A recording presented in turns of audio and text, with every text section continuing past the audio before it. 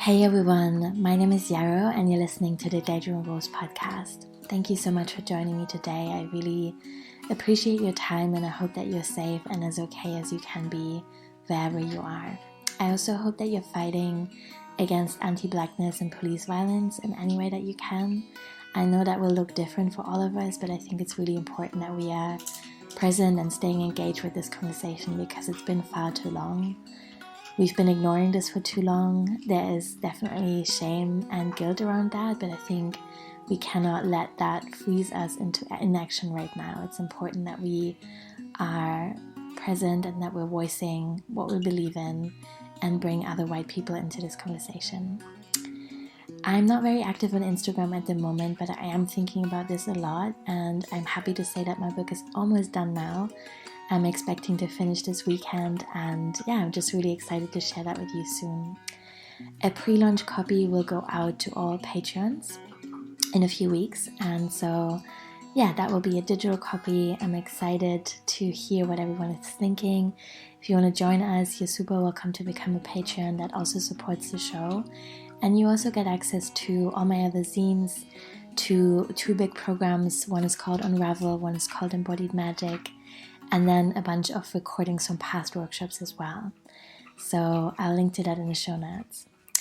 I'm really excited to bring you this conversation with Shauna Janz. She does such beautiful work around ritual and grief and working with our ancestors that feels really, really powerful at this time. I mean, it's always powerful, obviously, but I think there was something very immediate about this conversation that we had, and listening back just now felt really inspiring, and I was so grateful to know Shauna. So I really hope that you'll get something out of this too, and that you follow her work if you're interested to learn more. We talked about a zine that I published this year called Our Bodies as Anti-Capitalist Business Mentors, which is free and it belongs to my other business, Yarrow Digital, and I'm linking in the show notes to a sign up for that. I'm also running a 3-part free workshop series over the summer on anti-capitalist business practices. So if you're interested in that, you can sign up for both the 3 workshops and the workbook, and you can, of course, invite your friends as well. I think that's all I wanted to share. Well, actually, I think I'm going to share the title and the blurb for my book as well, because I've been writing on that this week, which it's so hard, I think, to articulate exactly what a book is about in just like a paragraph. But anyway, it's called Rituals, Simple and Radical Practices for Times of Crisis. And I wrote, Rituals is an approachable, inclusive guidebook that will help you create meaningful rituals for everything from heartbreak to transitions and creative projects. It explores how a sense of enchantment can strengthen our movements and offers accessible and simple practices woven together from folk magic, independent celebrancy, expressive art, and queerness. My hope is that rituals will help you find a politicized spirituality that emerges from your own understanding and offers you comfort and resilience in difficult times. Ooh, feels nice to read that out loud. I'm not gonna lie, I am also really nervous because it is so personal and not everyone will like it. That's the nature of any creative project, I guess. And so if you like it and you're excited about it, please let me know. Please send me an email or message on Instagram or become a Patreon. I would really appreciate that so much. So now on to today's show. Let's listen to Shauna share beautiful practices around grief and being present at these times, and may this be a nourishment to all of us. Thank you. Hey everyone, I'm super honored and excited and delighted to speak to Shauna Janz today. Shauna is doing really beautiful work around ritual and ancestral healing and grief, and we're recording this in the beginning of May. It feels important at the moment to kind of contextualize these conversations because I hope they will live on for a really long time, but they also, of course, have a presence in these times. Just wanted to name that. It's the 7th of May, where I live in Scotland. We are 7 weeks into the pandemic lockdown. Shauna, I would love to know more about what it's like for you, but first I want to say welcome. Thank you so much for being here. I really am excited to speak to you and to learn more about your work. So thank you so much. Oh, thank you so much. I'm really excited also, Yarrow. Thank you. So I would love to start by asking you what your work is and how you came to do it. Mm. Yeah, I think there's many different kind of threads that I've followed that have led me to this work, both personally and professionally. And let me just situate myself. So I'm calling in from Victoria, British Columbia, the west coast of Canada. And I'm on the unceded ancestral lands of the Coast Salish peoples, the Songhees and the Esquimalt and the Kusanich First Nations. And I've been, living here in this community for about 13 years now. And so what feels like wants to arise in terms of one of the ways that has led me to this work is just very much over the last 13 years, I've had the honor and opportunity to work with many different communities and organizations and individuals and families here locally in my own community. And it's been really what I've learned from others and those who've invited me in to either companion them through difficult loss or change, or organizations inviting me in to work with staff teams around how to hold grief and change and trauma. And so whether that's been working in women's serving organizations, supporting women coming from violence and abuse to regain economic self-sufficiency and healing and wholeness. I've had the opportunity invited into different organizations supporting migrant communities and families, and really learning from those folks the uniqueness of their experience, their grief, their transition. Had the experience of, for many years, going into schools and opening up grief education in classrooms. I was speaking to about 3,000 youth each year for about a decade, and really learning a lot and seeing a lot, and just such heartfelt connections there with the youth, helping to bring in a language for speaking about this and to help validate and to just really hear the youth voices. I've also worked with individuals living with different abilities, and have been invited into different First Nation communities and a health support group for men who've been at a job loss, and which is really, the grief of identity and meaning and contribution. And so just giving kind of a background of all these different people and communities that I've learned from, supporting people working in the front line here in the community, supporting folks with HIV/AIDS and responding to the opioid crisis and working in harm reduction. So just to kind of name the breadth and the profound gratitude that I have to have been invited in and to continue to be invited in to work with people from just such a vast array of diverse lived experiences, and that these have been my greatest teachers to really allow me to learn how and to start seeing connections and patterns to what is the fundamental kind of what I call the grief yearnings that we have as humans despite our very diverse situations and lived experiences, but also to see and to learn how loss impacts us depending on our different social locations, depending on broader systemic influences, histories, etc. And so I guess I can say in terms of my work, it's there's two branches of it. There's very much the deepening into the skills of holding healing space for people who are right in a loss situation, whether that be by death, whether that be by a large change or disruption in their life, illness, family breakup, whatever that may be.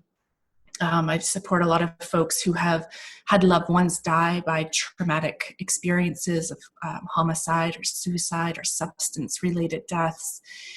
And so part of my work is holding space for individuals and families and to companion them in that place, and providing training opportunities and education opportunities for others who really want to step into deepening their therapeutic skills and soulful approaches, very heart-centered approaches to supporting others. So that's one branch.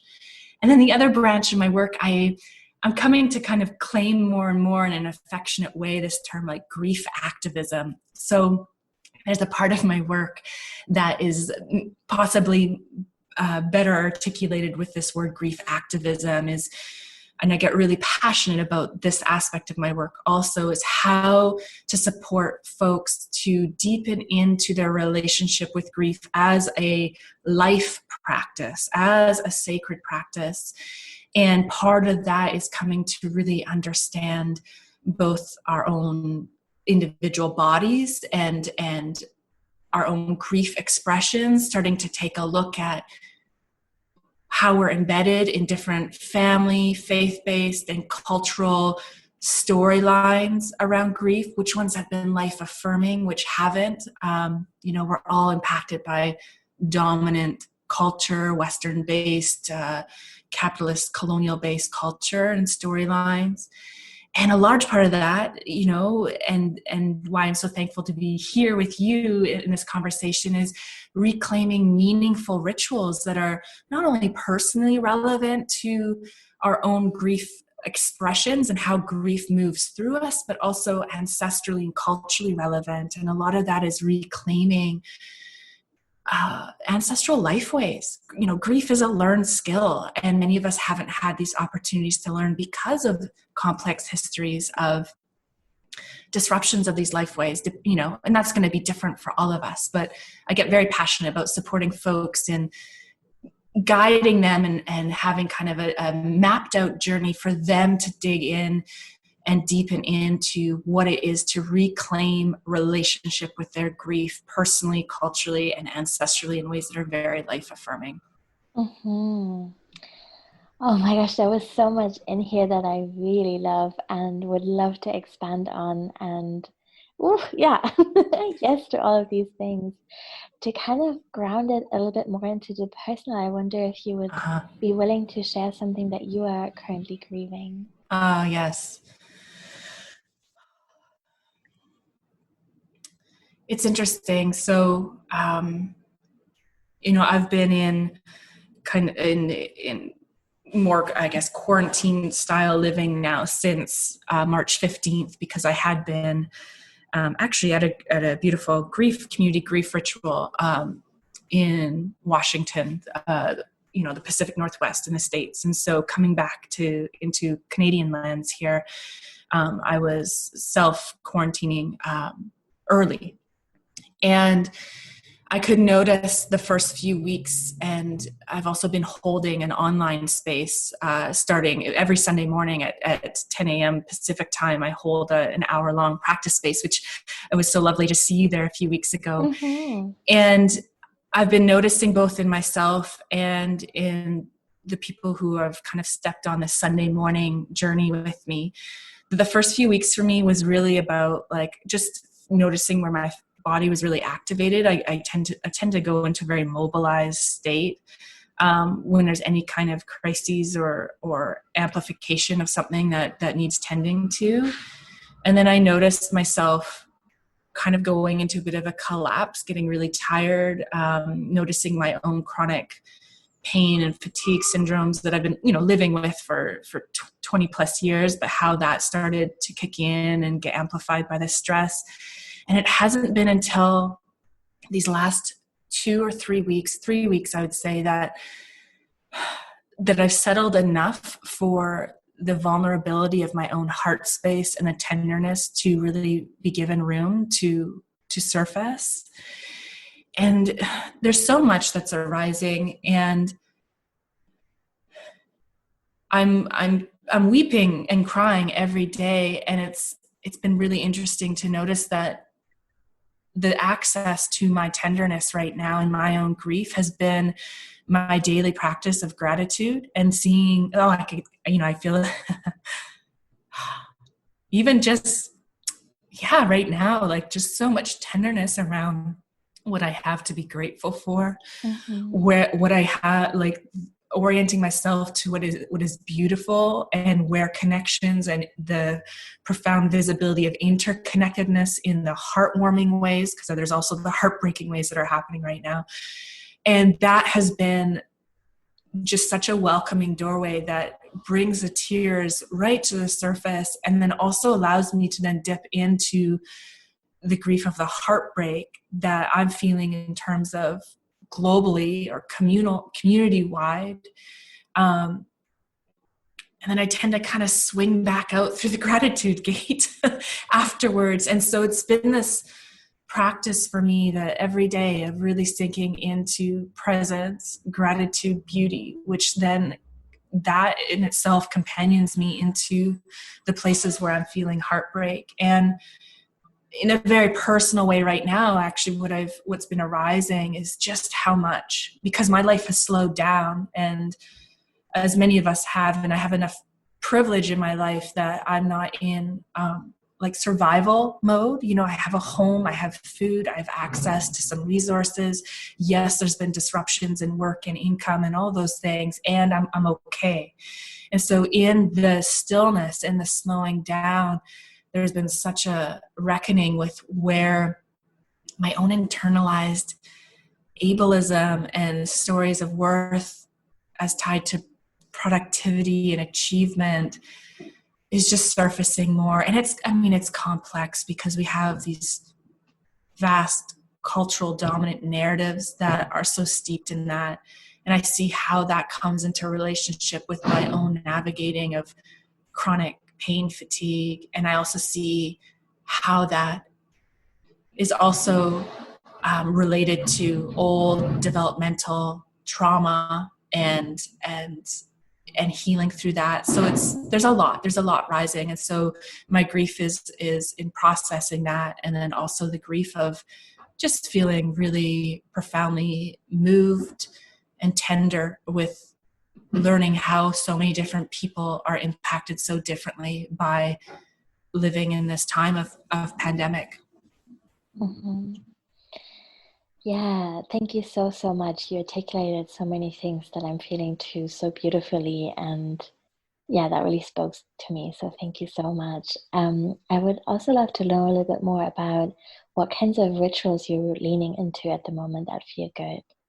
Yeah, well, I've been having lots of conversations with different folks, and I think it's similar to what I just expressed in my own experience, is that because we are in, like, the pain and the grief is here, and it's all of us are experiencing it differently depending on where we are, what access we have to support and resources, whether we've come from historically and currently marginalized populations and histories, all of those things, the complexity of all of that. And just it seems simple, it's not always easy. And in the simplicity doesn't mean that it's not profound, but the rituals of gratitude and beauty, and how do we sink into the resilience and activate and amplify the resilience, both, I think ancestrally, how do we call in those of our own ancestors, those elder ancestors who hold the wisdom, who lived possibly their incarnate life during big change, during epidemics, pandemics, plagues, big change, and who also received what they needed in their rites of passage to fully claim their full spiritual essence, and who really carry that wisdom. So rituals of calling in those elder voices of our ancestors who hold the wisdom of the resilience that reside in our own DNA, our own blood and bones, and how to call in that field of blessing, that field of resilience. So that's a ritual that I do often, and I invite other folks into the ritual of really pausing and still noticing places and giving ourselves permission to still feel as available to us joy or beauty or what resilience is in our own lives, within ourselves, within spirit, also within our connection. And that looks many different ways, but there are, through this, I think of that meme going around, who's at the source of the pandemic, and it's this meme of pulling a sheet off of this person and this Zoom, because so many of us are connecting over Zoom now. But to also really see and take those moments of like, where do we see the profound interconnectedness that we've always known, but are now being surfaced in new ways, in more visible ways. And so rituals of gratitude, of joy, of resilience that help to companion and allow us to also hold the suffering, the grief, the anguish, the rage, the unknown, the anxiety that's also coming up. And how do we hold both and? Because both and support both, if that makes sense. That makes total sense. Yes. Thank you so much. Yeah. You're speaking also in your work to embodiment, and this has just been on my mind today because I've been writing about it, and I love hearing more voices around what it means to them. So I would love to hear from you what comes to mind at the moment, or generally, and maybe there's a difference between generally and now when you think about embodiment.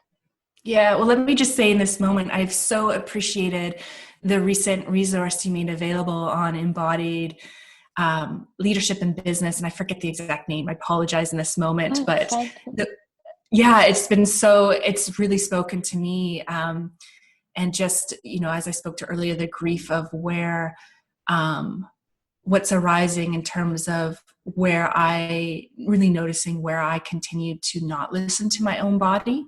Mm-hmm. and push through. And you just articulate this so beautifully in your work and in this recent beautiful offering that you've made accessible. So thank you for that. Thank you. You mean the workbook, Our Bodies as Anti-Capitalist Business Mentors? You got it. Yeah. Like brilliant. Yeah. Yeah. Like hell yeah. Yes. I'll link to that in the show notes. I would really like to. Please do. It's so good, everyone. Get it. Thank you. And I'm sheepish that I didn't remember the name of it because it's brilliant. Oh no, that's fine. I mean, I feel like that's, how I know. Okay. So I know in my own personal life, embodiment has been something, and I think this is for many of us, but let's speak to my personal experience as someone who has really been defined by an experience of what I call spiritual grief, where it's taken me a long time to accept and to work to become fully embodied in my life.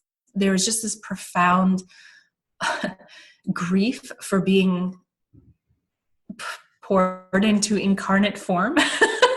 And it's been also an inspiring, it's motivated me. It's informed how I've come to this work and where I am now. And I'm so grateful. And that spiritual grief of being embodied, was definitely amplified by early childhood trauma and developmental trauma. And so my work has been for years, like, what does it mean to become fully here, to fully claim my life, my embodiment, my incarnate life, the signature of who I am in this moment in time, which then also deeply connects me in with what do I have to offer, and allows me to the more I become embodied in my life, the more I claim and inhabit my life, which is inhabiting first and foremost my body, the more I'm closer and able to bring through, what it is that is exquisitely mine to bring through in this time. And we all have that. That's our birthright.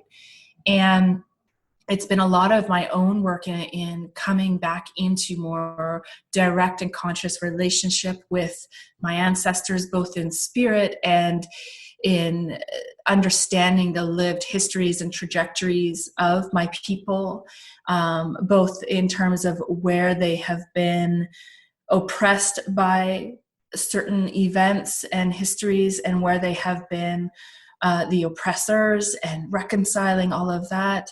But really coming into, and it's been a bit of a tough love but gentle lesson from my own people, is like, Shauna, to claim your life and to claim your birthright, you need to be fully embodied. And to not be is a disservice to your own inheritance. And so embodiment, what it means to me is that it's been this lifelong journey to come more fully and consistently embodied, and not to pathologize or make wrong when I still maybe slip out or dissociate a bit, and to see how all the ways that I've had these resilient adaptive strategies to navigate very difficult traumatic experiences, all of that there's a lot of wisdom in all those too, but just how to more commit to my embodied life. And I guess I can also say in this moment, how does this relate to then the grief work is, and it seems a bit counterintuitive and perhaps a little bit like, well, why would I want to be more embodied? The more embodied we are, the more we may feel the pain and the suffering of our own, but of also, our fellow humanity. However, when it comes to grieving and to metabolizing grief in a life-affirming, healing way, we need to be embodied. The skills of grieving are in our blood and bones, and it requires being in our bodies. And so because a lot of the work of this time due to intergenerational trauma is the work of understanding our nervous systems and our own capacities for how much movement of emotions can move through our bodies, for me, the foundational work of coming back into relationship with grief is coming back into embodiment, to starting to understand what our own capacity is, starting to become aware and be able to track when we may be slipping out of what I might call an optimal zone of healing and grieving. And because grieving is a learned skill, it actually takes practice. And the more we practice, coming into embodiment and allowing our grief to flow through us while we stay embodied, while we stay present, while we stay in what I might call our adult self, rather than possibly being reactivated into more of a childlike place where our needs and our big emotions weren't met, which I think a lot of us have early life experiences or a moment where that was the case. But the more we're able to stay present in our grief, then it allows the grief to metabolize rather than to continue to upcycle and stay in our systems. And so embodiment is a foundational way of how I support folks on the journey of reclaiming their relationship to grief as a sacred practice. Yes, yeah. I was just nodding along as you were speaking, which is a shame that people couldn't see, but I relate to so much of what you said. And yeah, I think embodiment can be something really difficult to explain. Sometimes people approach me and they're like, what does that mean? And it's hard, right? It has so many layers and it's so counterintuitive sometimes to how we usually operate. And yet you're totally right. It's so fundamental and important and so foundational to any of the ritual grief work that we might be doing. So the next question could be really big, but I also really just want to say, even if it's small, that's really beautiful, and it can really, you can take it in any direction that you like. But I'm wondering what you're wishing for or cultural healing at the moment.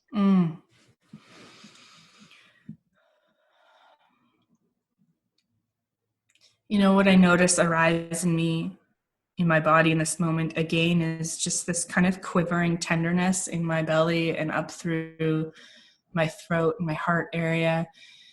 And it's actually the word wish. What do I wish? What do I hope for? What do I pray for? What do I envision? And there's a lot of vulnerability to that, right? It's so important that we do speak to what our hopes are, to what our future visions are, and to paint those visions. And I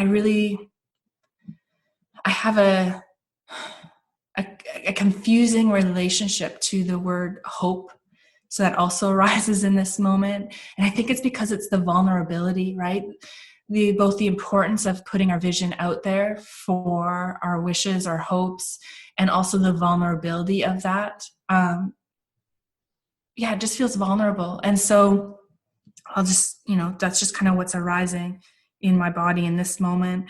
In terms of more concretely, what do I hope for cultural change? I mean, what I can say right now is that I am learning so much from other folks, mainly, people of color, other queer identifying folks, people who've been working in movements and justice work for decades, and many of them who have and are ongoing living the experiences of ongoing persecution or systemic oppression and all of those things. And I'm just learning so much, and how much that has enriched my life and my understanding, and motivates me to want to continue doing my own work, to show up well, and I you say this on your website too, like healing is political.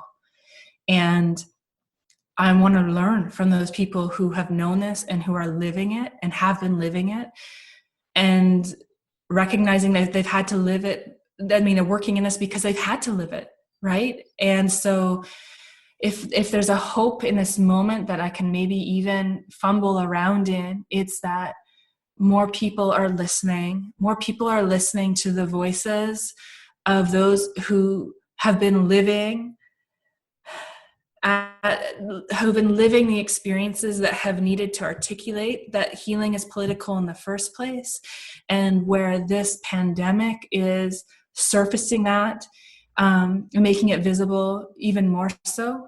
And how, there is, I find myself saying that there's possibility in pandemic. Like, we are in a time of collapsing chaos, unknowns, and uncertainties.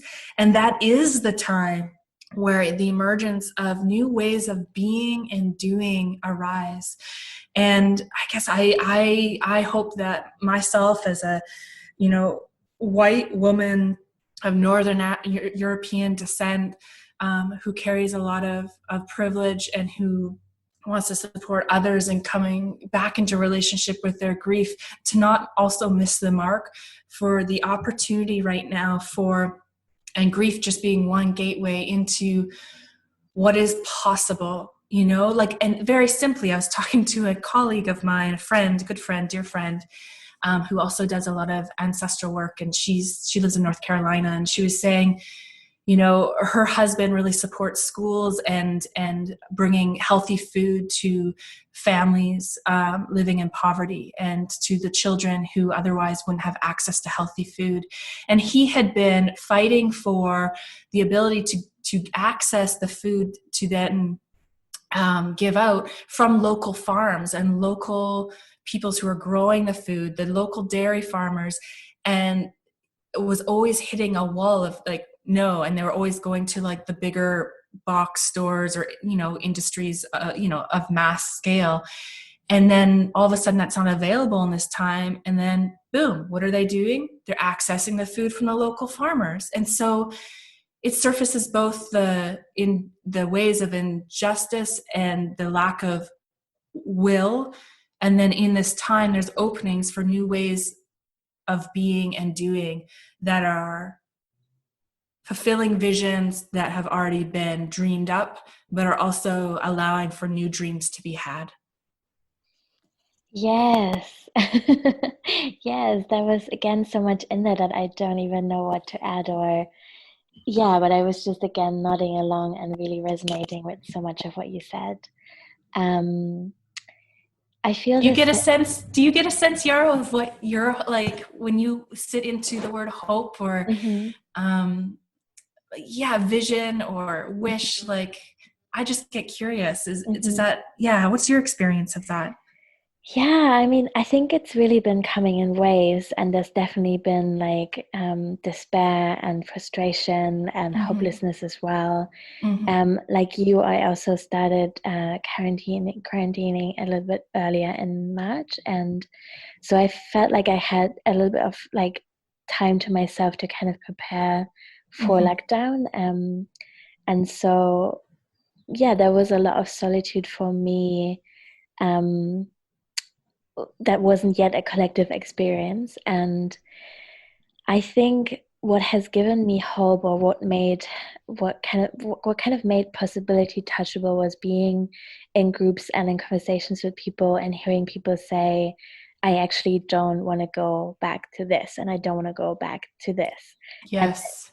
And so that is really, really beautiful. And then also I've had moments on Instagram where I felt like the process was being rushed. Maybe there was almost like a sense of toxic positivity where, you know, we kind of jumped to speaking about the new earth a little bit too quickly. And I was like, hey, you know, like there is new earth. Like this is what we have. We have this one earth. And we have so much to look at in ourselves of things that we've been doing that are really harmful. And I think to be really honest, I'm really unsure where I stand when it comes to thinking about our potential for change, because I'm so in it right now, you know, like I really just want to allow myself in a way to be in the not knowing and letting that be okay, and just acknowledging that I'm really not an expert and I'm comparatively pretty young, you know, like there's so many. When I speak to my grandparents at the moment, I can sense that they have a little bit more perspective just from having seen the world in different stages at different times, and that feels really valuable to me speaking to elders right now. But coming back to your question, I think, yeah, this sense of people not wanting to return, that feels good to me.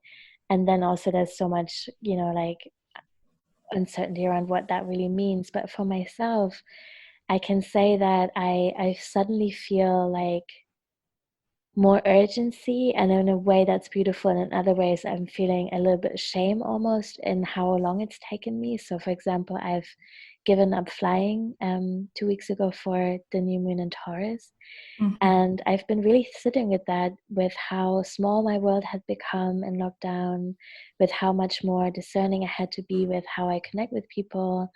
And I had a trip planned to California where I was going to do a breathwork training, which luckily happened online and was really beautiful in its own way. And I felt this huge sense of relief of not needing to leave my home for that. And I think the story that I was holding in my head around flying until that point was always like, well, if it's a training that I really want to do and there's no other way. And I think since then, I've just been feeling like, you know, this is one thing I really wanted to do, and it worked perfectly online. And I was also sitting with this, like, what is it actually like to go to an airport with all these people and these like really bright lights? Is super stressful for me. And then to literally be lifted off the earth and to be in the sky and to wake up in a place and fall asleep in another, it feels really disorientating. And so it felt like something that I could let go of really easily.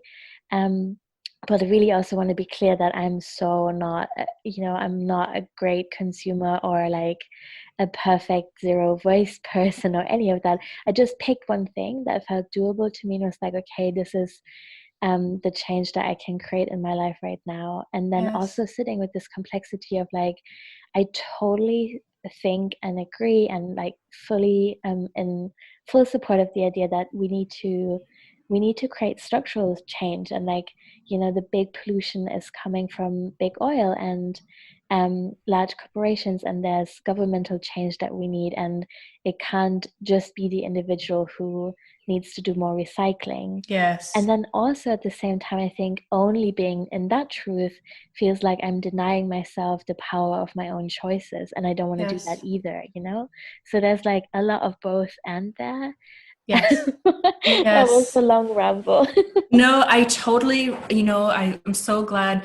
I mean, the part that really hits me in the heart is just like, and I realized like I have fear, fear around like, no, things can't go back to normal. Let's not waste this, like this time of uncertainty, and how, yeah, and how just as people, we are quick to grasp at making meaning. Like I notice it in myself, to make meaning of things, to hurry into a new story. But I think there's a balance there, right? Because there is an importance. I think of Adrienne Marie Brown's work and the importance of being in pleasure and also really dreaming into the future and allowing the visionary. And I would say in this time, I came across recently, I think the word apocalypse, which we're seeing, in certain areas of coming up. And that's, I believe the Greek root of that is apocalypsis, which means an unveiling. And to me, like, what a beautiful time of unveiling. And that's also so intimately tied to what it means to be prophetic, which is not so much foretelling the future. It's seeing, like, prophecy. The gift of prophecy is the gift of seeing clearly.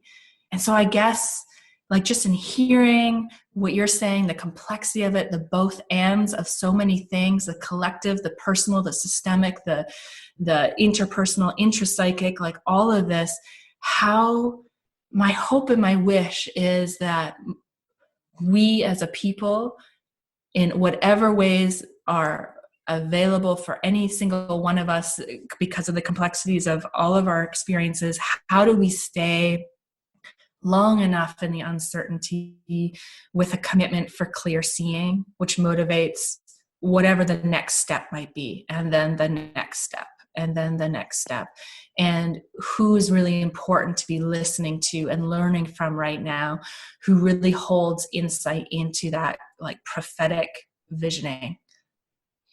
Yes, yeah, that was so good to hear you say just now. Yeah, I really agree. And I didn't know about the root of the word. That's such a beautiful illustration. I might print that and put that somewhere, I think. And I heard it somewhere else. And I've been listening to so many podcasts lately Too, yeah. that I can't say who it was. So I will dig around too. And if I find that, let's also put that in the notes. Yeah, thank you.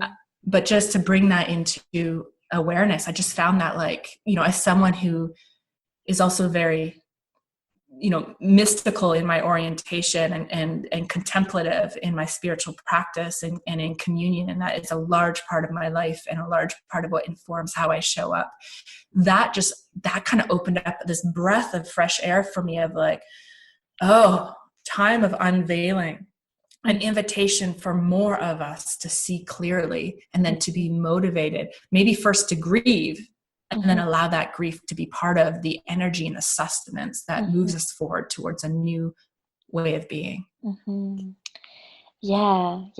And yeah, with these grief practices and the ritual and the real listening, I feel hope, to maybe add that what I said to add to what I said before, like, something that's really so comforting to me right now is slowness and bringing things to a local level, and making things small, like really seeing the beauty in smallness, like, Yes. I feel that when I was still traveling and going to the city and doing all these things, there was so much energy of me that was all over the place in a way, Yes. right?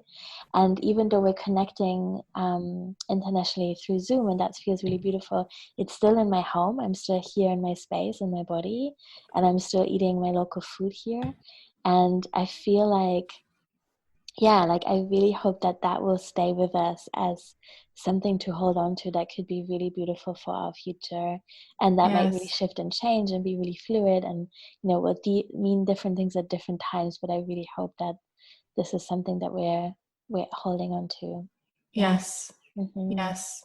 I sometimes get curious if we have a long enough pause and slowing down, and our nervous systems and bodies get accustomed to that new pacing, how could we go back to that same frenetic busyness that was so easy? It's kind of its own vortex, so easy to get swept up in. I've danced with that like for years, right? Just for years. And so I guess that's part of my hope too, is that enough of us in a very nervous system way get a big enough dose of what it is for things to slow down, that there's no way we could even imagine going back to quote unquote normal, which is, yes. Yeah. Yeah, totally. Shauna, it's so beautiful to talk to you, and I could talk to you forever, and I hope you'll come back. But before we go, is there anything else that you wish more people would know about, or that you feel like wants to be shared right now? In this moment, I'm feeling a lot of gratitude for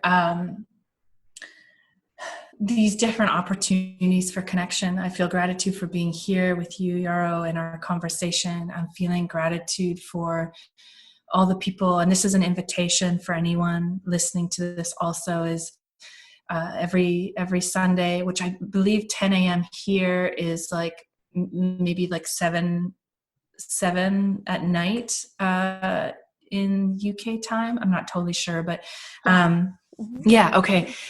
is that I am offering, it's free or by donation if you have the means, but no expectation there at all. Just offering a space for us to come together. And I offer up a prayerful kind of invitation, an invocation for our time. And we spend a lot of time doing somatic practices and then also connecting into visioning time, calling in the wisdom of spirit, however it is that you connect with that, and connecting in with the wisdom of the elder ancestors. And I feel a lot of gratitude for being in that space also, because it feels like there's just to show up every week, every Sunday morning, to be with in a collective communal space, dropping into resourcing and visioning, and then some time for harvesting what has come through near the end. It has been so meaningful for me, and to feel also companioned in that. So yes, I'm holding the space, but just I've also felt very nourished by that. And so that's I welcome anyone who is curious or would like to join. You can find that in one of my offerings on sacredgrief.com. And just really thankful for where the places where I'm receiving support in my life, and for the connections that are happening. Yes, thank you so much. Is there anything, and also just to say, I've been to one of those sessions and they were really, really beautiful. So I recommend anyone checking them out who's interested. Is there anything else that you're offering, or any other space that people could check out? Mm-hmm. Yeah, there's my website, personal website, if you're interested in working with me one-on-one, whether that's around grief and grieving or ancestral healing.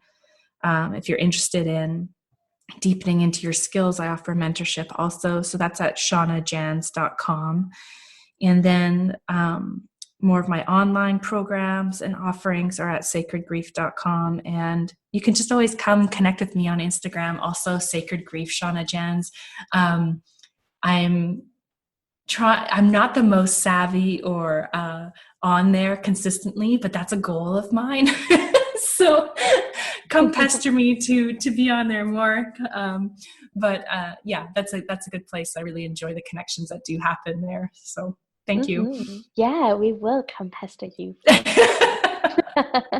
Thank you so much, Shauna. Honestly, I really value and honor what you shared so much, and it's been beautiful and fun to speak to you. And it's just noticing that the word fun just kind of came up so easily for me. I feel when I got on the call, like a real sense of joy, of connection. And I was, obviously we were in the subject. It wasn't like we were being in denial for an hour or so, but I was just really feeling light for an hour. And that's such a beautiful experience right now. So thank you so much. Ditto. Me too, Yarrow. Thank you. Thank you. So much gratitude.